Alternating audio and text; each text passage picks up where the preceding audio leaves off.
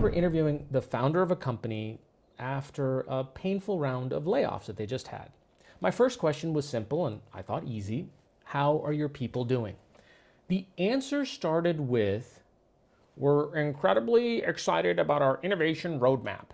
And my face probably became disinterested. Employees watching at home, they didn't hear vision. They heard the lives and contributions all these people made. The company's moving on. Founders are usually good at one thing, pitching the upside and advantages of their business. They're quite literally rewarded for becoming very good at the pitch voice. But in a crisis, that same muscle can make you sound tone deaf. What I've learned after watching this pattern repeat so many times is that the pitch voice and the interview voice are different instruments. In a pitch, you're selling possibilities. Great. In an interview, especially including topics about harm or trust, people are listening for something else.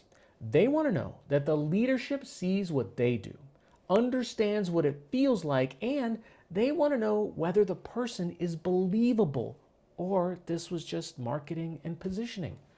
When I work with a founder who might not have been through as many cycles of boom and bust as I have, gray hair, I ask them to start with the present. Don't try to turn the page up front. Acknowledge today's reality. If that's bad news, don't try to cover it up. Share what you can about what you know. Then, and only then, talk about what comes next. It doesn't fix the hard thing, but avoiding the hard thing only makes your optimism sound callous, and it makes the wound sting. Lesson for this Miscommunication Monday: avoiding the elephant in the room makes everyone notice the elephant, not your message.